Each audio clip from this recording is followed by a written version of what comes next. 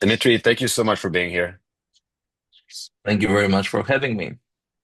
Dimitri, you started a bunch of companies during your career, and 4.5 years ago, you started a new one. So, talk to us about why you decided to start this one. What was special about the industry? And maybe how did you prepare for it? Like, did you feel like this was the right time? What was the mindset behind this? Great question. Great questions don't always come with great answers because for me, great answers are simple answers. There is no one simple answer here. I think it was a little bit of a coincidence here. So I was coming from an exit. So I actually, my previous company got acquired by 100%. So I thought, we were like mid 2020s. I was really thinking, I think I'm way too young to just sit down and relax. Maybe I should start, wasting some money here. And I thought, it was the easiest hanging fruit in terms of decision to pursue a new startup. Now, in terms of domain, which is a question, is we really thought with my partner and co-founder, where is this whole NLU and NLP, natural language processing and natural language understanding, where is this going? I mean, is this is it gonna be the next big thing or something bigger is coming? So we always thought that AI was about to be something big. We just didn't know when, right? So we said, okay, you know what? We're gonna start something around building our own NLU and NLP solutions and see how it goes, and try and knock on the door of clients that I had previously in my previous business. So we knew them, so they knew me. There was a relationship in place, so I didn't really had to build a pipeline and go after it. So I had in place all the networking. So for me, it was like, a validation of, we're building something. Once we have an MVP, I'm gonna knock your door, start a new venture. Maybe, you can try it and have some POCs and stuff. Let's see how it goes. So everyone, was like, yeah, sure, why not? We know you, we know your business, we're very happy with your previous venture. So let's do it. Um, and so gradually we started building product along with deployment. Next product phase with deployment. So we were blessed in a way that every single phase of our product innovation also had the chance to be deployed on a large enterprise client and test the waters. Eventually, around the beginning of 2022, we had completed successfully all of our POCs and pilot projects, and we started getting serious attention. And I said, okay, now this is getting serious. So probably we should convert this into real business. We started hiring from day one, even when we didn't have any clients, right? So when we just tried to validate what we were building, um, along with the network that was in place. And there you go. So coincidentally, by the end of 2022, it was the beginning of a new era for the whole world, where OpenAI, everyone, became aware of there is something magical out there. It's called AI. It's called OpenAI, and it does something like magic. So we thought we were the right place and right time to pour some more money on the venture, hire brain power, just like yourself. I mean, data scientists, PhD people, they, previously had experience in machine learning. And we said, all right, now, we've done all the NLP, NLU journey. Maybe it is now the time to see how we can fit in this new AI and Gen AI era. And that was a time where we also had the chance with our a very big customer that we have in the telco industry a partnership with Microsoft. And Microsoft said, okay, listen, guys, we're going to start validating the large language model of OpenAI. It seems like you are very well positioned on this large enterprise telco. So why not? Let's see if we can, we can provide you the LLM and you can harness the power of this LLM and see what you can build. And they were very, very right. So about mid Q2 2023, we had a very large enterprise deployment on GenAI, what we call today like RAG, Hmm. like retrieval augmented generation, which is right now it's heavily commoditized, it's mainstream.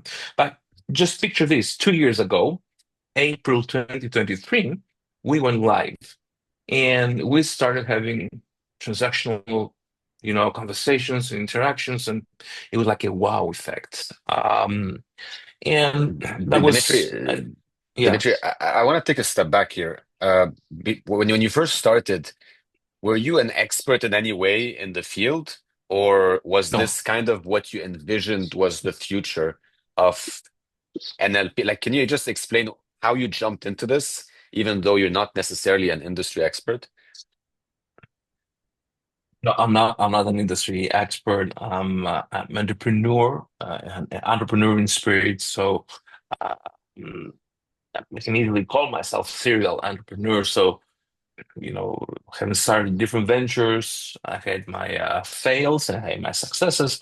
So I also understood business. So it's a business background. And I understood that, when it comes to, we started, as I said, mid 2020s around customer experience. So we said, oh, how we could possibly revolutionize customer experience or ticketing or stuff like that that has to do with a big brand with end users. There's gonna be airline, telco, banking, insurance, finance, you name it.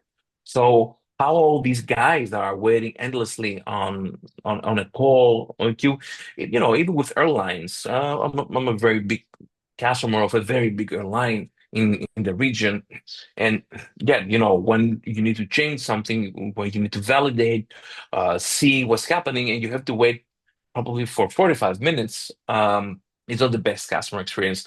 So it was the drive, like it's an everyday problem that we need somehow, if not solve, this is a very big claim, solve, but at least claim that we can contribute in solving this. So that was the drive. And then we said, okay, now we have the experience in terms of business. We have the experience in terms how you run the company. We have the vision. While we don't have the brain power. People who are experts, data scientists, I don't know, conversational designers, engineers, and stuff. And so the I think the hardest thing back then was to convince people to work for a startup that nobody knew. So who are you? You're not even a startup. You're an obscure little name somewhere that you happen to get a domain that has a .ai. That's about it. So why should we work for you and we don't work for NVIDIA or for Microsoft, right? It was a big question. And this is the time that you need to sell your vision to people. Now you're going to onboard them and you're going to ride the same train with all the pros and cons, or you're going to lose them. So that was the case. Dimitri, you were very early in the field. I mean, Yeah. again, to put this into perspective, 2 years ago, people were just hearing the name for the first time, the chat GPTs and the LLMs. And you started this about 4 years ago, more than four Yeah. years ago. So I want to ask you specifically about the region. Do you spend a lot of time educating the market? Because when you deal with enterprise companies, they're usually slower to adapt with new tech. So how much of your job is to actually teach them about the pros, the cons, the security of it? Is that a big part of your job? It's a big issue. Different regions, different countries, they are, on a curve, they are on a different point in terms of understanding in terms of how they can digest, how they can understand the perspective, the experience, all the standpoints. It's very difficult. You need to educate the market because, listen, and we discussed this internally many, many times. We are a startup. We're a mature startup, but the ecosystem that we're part of, it is a startup itself. So we are a startup within a startup ecosystem. So the playground Mm. is still a startup. So you should not expect your audience to understand. You should not expect your audience to know what they want.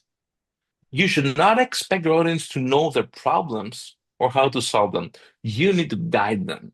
Every time it's a different effort from scratch to guide them. And that was also probably a pivot a point on the timetable was that um, we it was mid Q2 2023 when we went live with GenAI. That was the time that where we got a very I think it was a phenomenal decision from a strategic point of view to start investing on the next big thing, which was the agentic AI. We thought that that would be, the Gen AI and LLMs would be just part of the ecosystem. It's going to be heavily mainstream and commoditized very, very easily. So we said that we're going to invest our time, our effort, our people, our resources, our money in building agentic workflows and doing real agentic AI, not pseudo agentic AI, not just using an LLM and naming it an AI agent. No, no, no. We do the real thing, which is that we have our own framework that you can build a tailor AI agent. And this is where we are now. We also got lucky because at the end of 2024, we had the opportunity with another big, large enterprise to go live with the first completed AI employees, as we call them. And it was a hike, and still it's a hike because it's very new. And the industry, as you said, they really tend to confuse Mhm. Gen AI with agent AI. It was a difference between an AI agent and a bot or a Gen AI bot. Uh, The difference is humongous. Okay, So yes. so as soon as I open the website, I see AI virtual employees. Yeah. I mean, it's a very bold claim, and you have to put yourself in the perspective of people who hear this for the first time. Like you said, there's so much hype. Everyone has agents now. Everyone is an AI company now. So can you, although you've been there for a while, can you explain in reality, practically speaking, what is it that you do and how it affects the company and how easy it is for them to onboard these new AI employees? First of all, we have the factory, right? So we have the framework, which is the natural habitat of an AI agent, which allows us to build a tailored AI agent. I'm gonna give you just a small spin. Let's assume that you are a large enterprise and you have a very popular CRM, Salesforce. Okay, it's validated, it's fantastic. And Salesforce, they have also launched Agentforce, which is you can have your AI agent, which is 100% compatible with your Salesforce. And so it's a from a business perspective, it's a fantastic way to promote your core business, which is your CRM. At the same time, you also give something which is predefined, probably a little bit out of the box, right?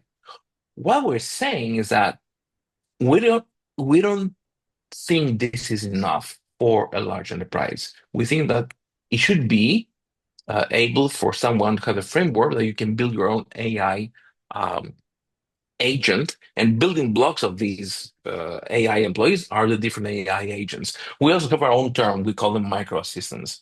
Now, what they do, they have Hmm. four very important attributes, which is, and I think it's been, how you say, um, it's always been a very tough thing to explain to most of our potential clients. we need to explain to them what an AI agent does. So an AI agent has four main attributes. An AI agent can observe, it can reason, it can plan, and finally, it can act. So it's like a new software paradigm. So this is an AI agent. This is the task force of this is the attributes of an AI agent. If you don't do that, then you're not doing agentic, right? So you might be doing observation. This is not enough, right? You need to do all the four attributes together to make sure that your agent can work either independently or co-work autonomously or autonomously. So otherwise, you're not doing agentic. So this is what we do. How you can help an enterprise. Um, you can help an enterprise either by boosting internally the productivity. And to give you an idea, you're paying employees for your for example, I'm going to give you go to a telco and they have BSS systems like ERPs and CRMs and billing and stuff. And then they want to come to Dimitri and they say, we need to make a customized offer to Dimitri because we love the client, you see. And they start pulling different data and information about Dimitri from the ERP, from the CRM, from the billing. Imagine that all this can be integrated behind a conversational AI agent where the employee will go and say, listen, I need to have an offer tailored to Dimitri in the next 30 seconds. Go on and find me all the information I need and propose something that makes sense for Dimitri. And I will be able to approve the offer or not. Or I can automate and just say that you're going to be approving the offer. It's an example of real-time hustle. So instead of having five offers per day that an employee can digest throughout uh, the five most productive hours during the day, you can have this like 50. And the same goes, this is an internal issue. Then you can externalize a sales support agent, a customer support agent, troubleshooting, ticketing. Depends. Can you do ticketing? Can you do online? Um, how can you solve someone who is waiting for a technical issue on your IVR? Well, it's a very customized issue, right? So you need to be prepared to answer every single question and have an agent to observe your problem, make sure it goes back to your history. See if there is a billing issue, there's a technical issue, there's a history of your fixed line or whatever. Judge, Mhm. see if there's something happening about upgrade in the area, whatever, which is finally reach a decision. So, in terms of qualitative perspective, you're upgrading your quality internally, externally. You're reducing your costs massively.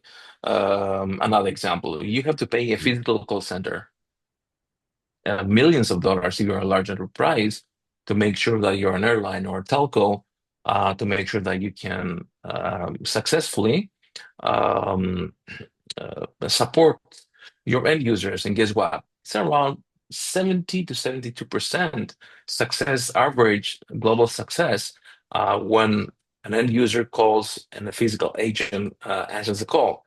If you have the power to um, automate not with an RPA, but automate even the thinking of uh, every single different unique problem and troubleshoot him and guide the end user, then you're saving lots of Mhm. time. You're saving the job of this guy. So because many people they say he's gonna lose his job eventually. Well, no, you can transform the job, not lose a job.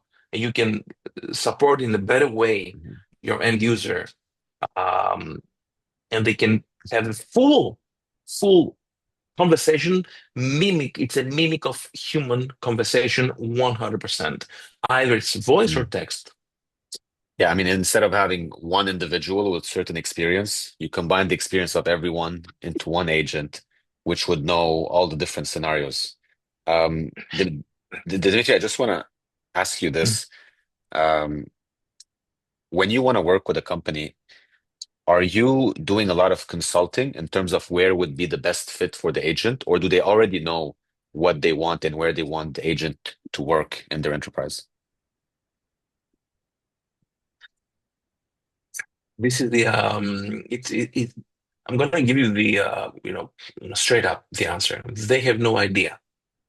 They have no idea what they need because they don't really understand their problem, right? And sometimes there are false expectations on the table, so they just um, rely on buzzwords.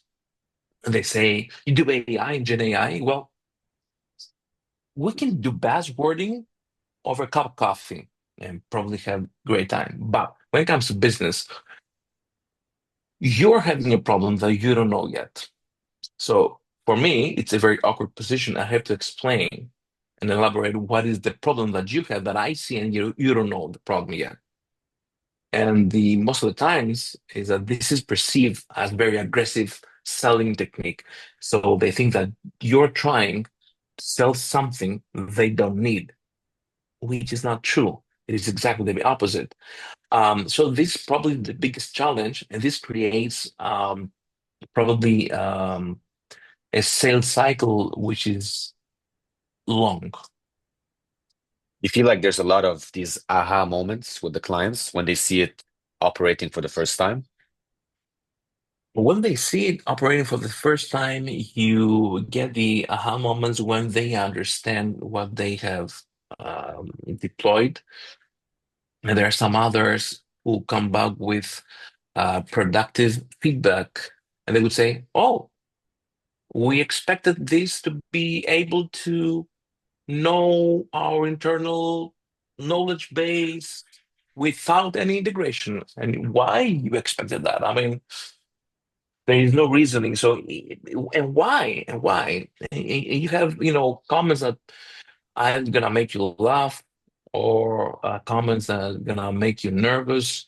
At the end of the day, you need to understand and reconcile with the idea that the market is not mature. It's a startup market, the playground. So you're gonna get a lot of noise, right? And you need to be okay with that, right? No emotion whatsoever. And understand that everyone in this, even in the same company, they have different kinds of expectations because they understand different. The level of perception and understanding differs a lot inside an organization. So you should just be very patient and see how it goes. We're running out of time, so I want to ask you this one more question. How important was your network and your experience in your past companies in order to be able to grow at the pace you're growing at today?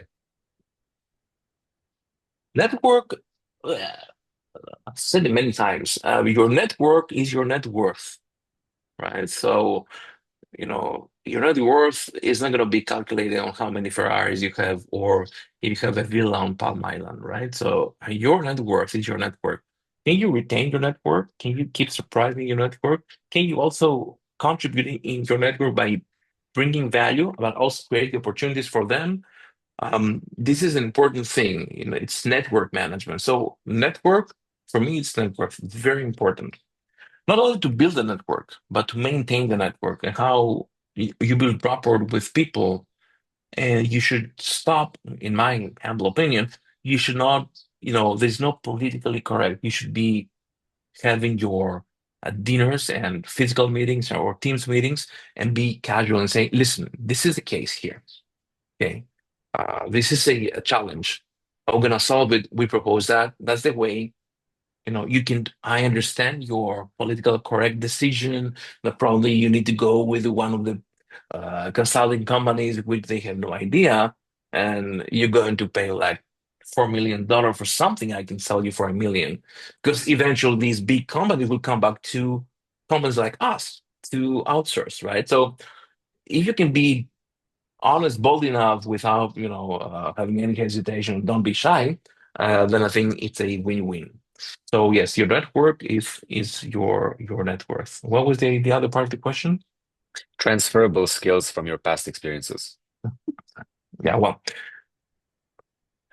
Since 2011, I've been an entrepreneur. So, being an entrepreneur, it's not a sprint, it's a marathon. So you need to be prepared, to be resilient, right? And having the patience to anticipate and always tweak and fine-tune your expectations, both on your business level and your personal levels, because you keep building yourself, right? So every year that you don't make it, you gain something. What are you gaining? You're building character. For all the years that you didn't make it, at least you build your character. So it is something I couldn't quietly grasp when I took the decision to become an entrepreneur back in 2011, right? But gradually, I started realizing things. Now, when I decided to uh, start Super Bowl, uh, for me it was easy to understand all the past lessons and understand how to manage people expectations. And very important about any founder is that you need to work. You need to work. You need to sweat, right? If you want to be a CEO, you should not be the founder. I mean, if you just want to sit by the office and have the lavish life, play golf and travel first class, maybe you should go to small, medium, or medium, well-established organization, get 500,000 a paycheck every year, and be the CEO. Can I do that? Yes, I can. I can do it. I have the skill set. I have the network. I can do it perfectly. But if you decide that you're also the entrepreneur beside be the CEO, you also need to be ready to do the dirty work at the beginning, right? So, and you need to be fine with that. You need to reconcile. When I started Super Bowl, I had already reconciled with this idea because I went through my past experience, which Yeah. was sometimes it was very disappointing. Yes. Demetri, thank you so much for your time. This was a No, same fascinating here. Same conversation. here. Same here. Same. Thank you very much for having me.